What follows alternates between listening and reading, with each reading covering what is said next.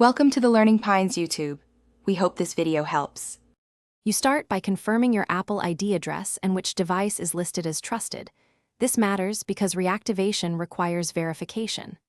Once done, open Settings on your iPhone or iPad, tap your name, and note any banners saying Account Not Active. Make sure you have the device passcode and a trusted phone or email accessible because Apple will send codes. If you cannot reach a trusted device, prepare to use account recovery, keep your ID info, billing details, and any past passwords handy. You now perform verification. When prompted, accept the two-factor sign-in on a trusted device or enter the code sent to your trusted phone or email. If the system forces a password reset, go to Settings, Password and Security and follow the reset flow or use iForget. Apple. From a browser. Choose the secure reset path that matches available verification methods.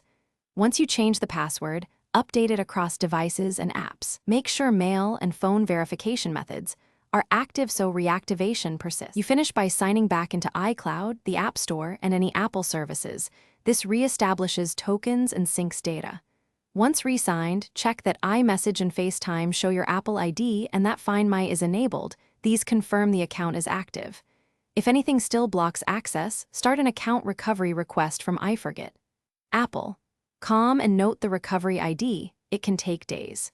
Key tip: if recovery stalls, contact Apple support with your recovery ID and proof of purchase to speed verification. Thanks for watching. Consider subscribing if we helped you.